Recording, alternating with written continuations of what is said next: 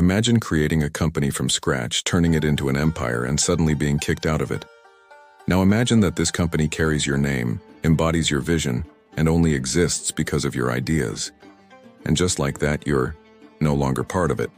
You're seen as dispensable, a problem, an obstacle to the very success of the company you built. That's not just a failure.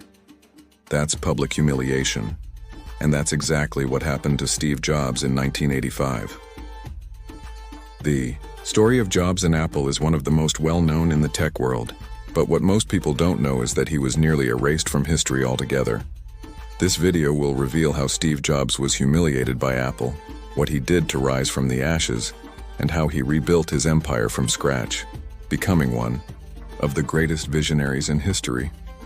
But first, let me ask you a question. What separates people like Steve Jobs, Elon Musk, and Jeff Bezos from the rest of the world? Is it some kind of special talent? Or do they simply see the world differently? The truth is, their mindset is what makes them so successful. And here's the good news. That mindset can be learned. At the end of this video, I'll share something that can help you reprogram your thinking to spot opportunities like a billionaire. Before the humiliation, Steve Jobs was the Silicon Valley prodigy. In 1976, at just 21 years old, he founded Apple alongside Steve Wozniak in his parents' garage. Their mission was clear: to make personal computers accessible to everyone. At that time, computers were massive and expensive, used only by corporations. No one believed we'd one day have a computer in every home. But Jobs didn't see the world for what it was. He saw it for what it could become. That's how, in 1977, Apple launched the Apple II, one of the first personal computers in history. It was an instant success.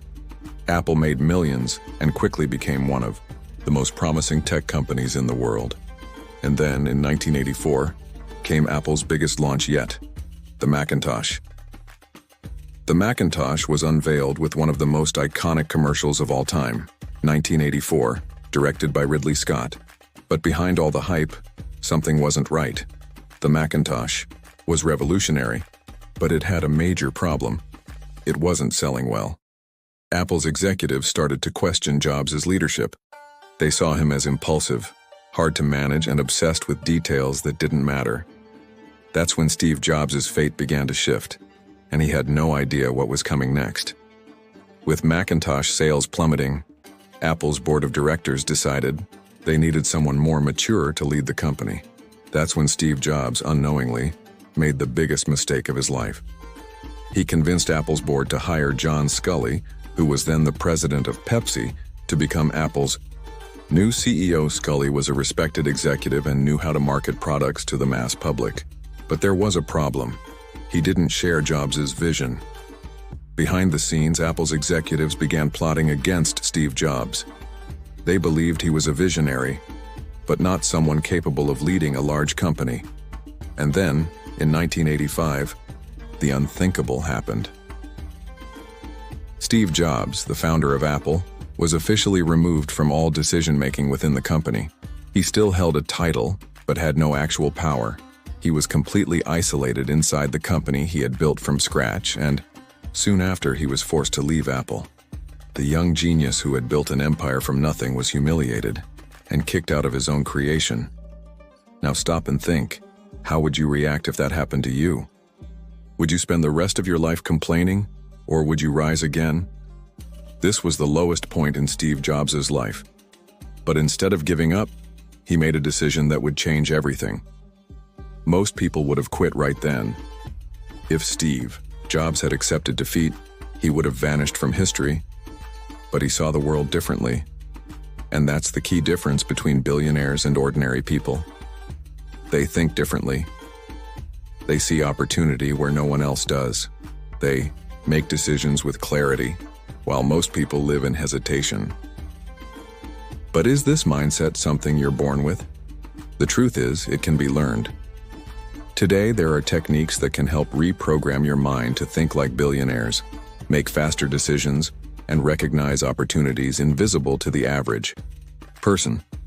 If you want to understand how this works and how you can apply it to your life in just 7 days, I left a link pinned in the first comment with something that can help you completely change your mindset around wealth and success. Now let's move on to the next chapter, because after being humiliated by Apple, Steve Jobs made a decision that would change his life forever. Imagine being on top of the world and suddenly losing everything.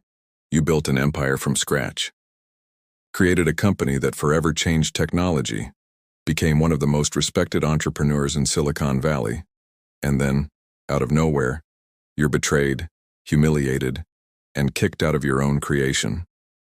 That's exactly how Steve Jobs felt in 1985. He was only 30 years old and suddenly completely lost. Apple moved on without him. The world kept turning, and he found himself asking, "What do I do now?" This moment could have destroyed Jobs forever. He could have spent the rest of his life complaining, blaming others, and saying life was unfair. But he didn't do that. Quite the opposite. He looked at the situation and thought, if Apple doesn't want me anymore, then I'll build something even bigger. And that's exactly what he did. And believe me, if it weren't for that dark phase in his life, he never would have created the Apple we know today.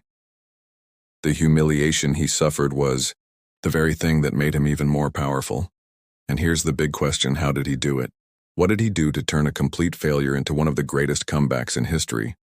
Hold on to that question, because now we're entering one of the most surprising chapters of Steve Jobs' journey, and by the end of this video, I'll share something with you that can help reprogram your mind to overcome any obstacle and see opportunities where others see limitations.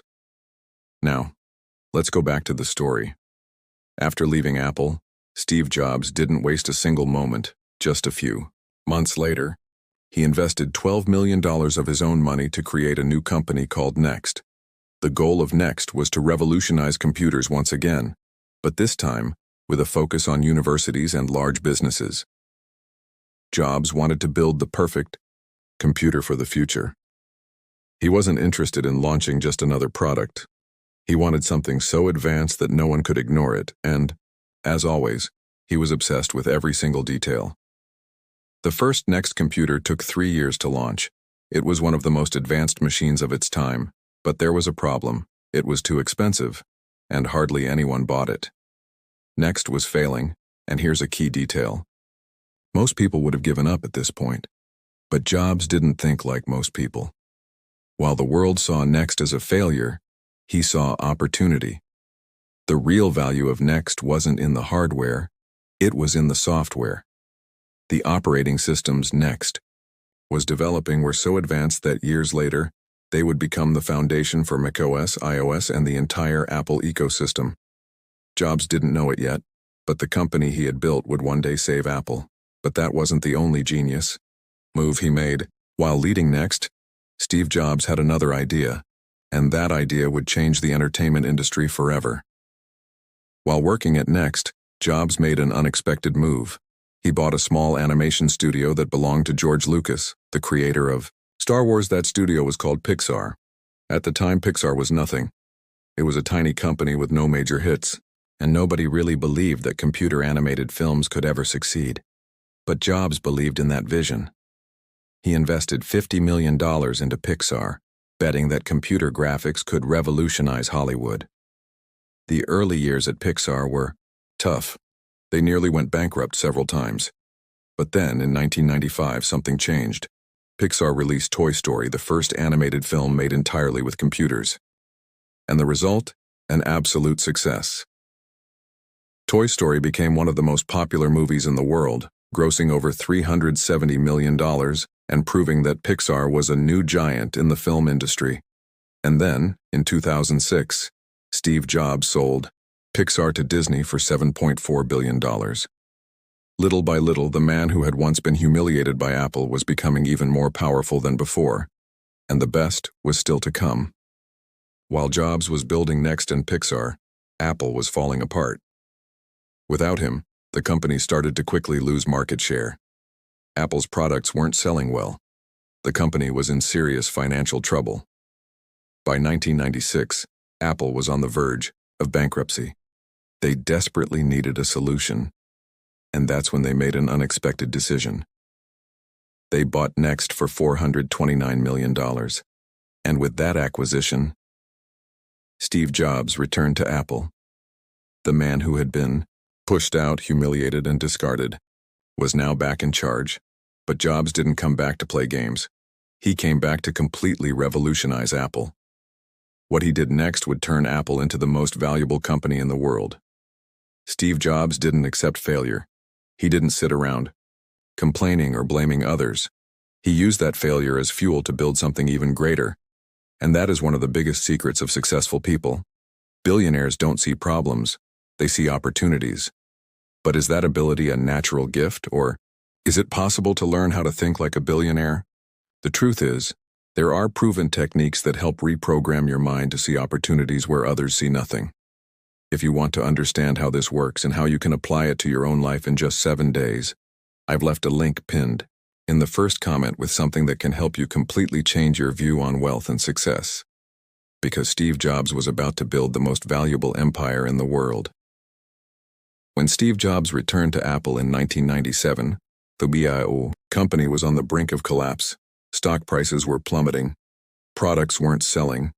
The company was losing millions of dollars every month, and many experts were already saying Apple was dead. But Jobs didn't see Apple as it was. He saw Apple as it could be, and he knew exactly what needed to be done. Over the next 14 years, he would transform Apple into the biggest company in the world, creating some of the most revolutionary products in history, and it all started with one radical decision. But before we talk about that decision, let me ask you something. If you were in his place, what would you do? Would you be afraid of making another mistake? Would you freeze, scared of making the wrong move? The truth is, the way you think during a crisis shapes your future, and billionaires like Jobs, Musk, and Bezos know exactly how to make the right decisions, even under pressure.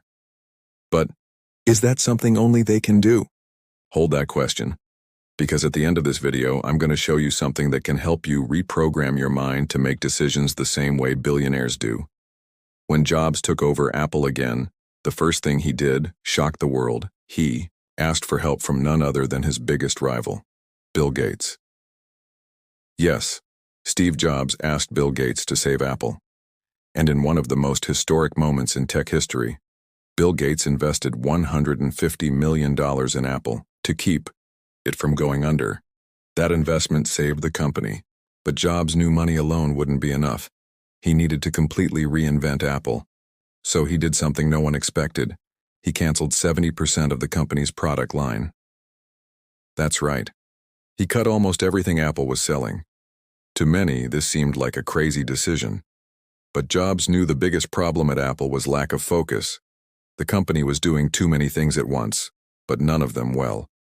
So he decided to bet everything on just 4 products, and one of them would change the world forever. The first major launch from Jobs after his return was the iMac. He wanted to create a computer that was beautiful, easy to use, and accessible. The result? The iMac was an instant success. In the first year alone, nearly 800,000 units were sold, bringing Apple back to profitability. The message was clear: Steve Jobs was back. But that was just the beginning.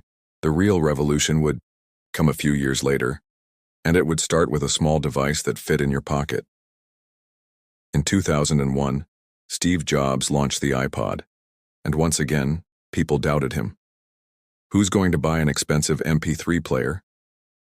There are already other music players on the market. But Jobs wasn't just launching a product, he was completely changing how people consumed music. With the iPod and iTunes, he crushed the CD industry and turned Apple into the leader of the digital market. And that was one of Steve Jobs' biggest secrets. He never tried to improve what already existed. He created something entirely new, and that's exactly what he did again in 2007. In 2007, Steve Jobs took the stage and introduced the iPhone.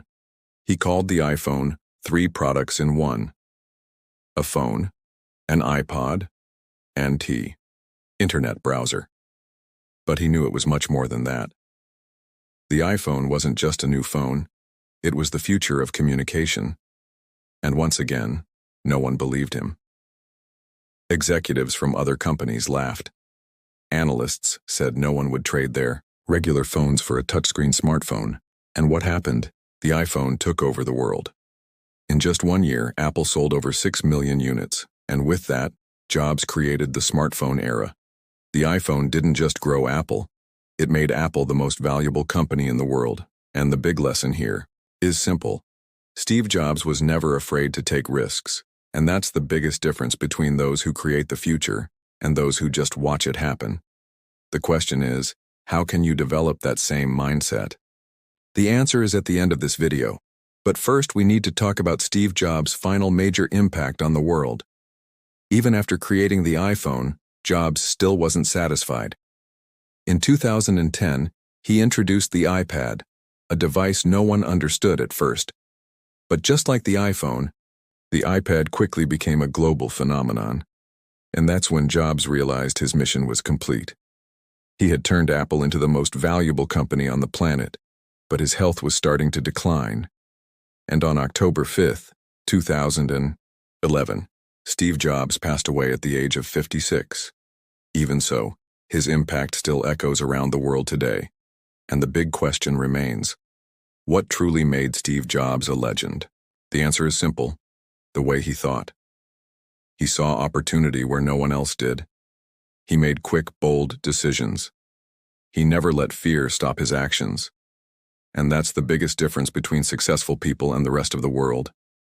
But is that mindset a gift? The truth is, it can be learned. If you want to understand how this works and how you can apply it to your own life in just 7 days, I've left a link pinned in the first comment with something that can help you completely change your view on wealth and success. Now tell me in the comments, what's the biggest lesson you learned from Steve Jobs? See you in the next video.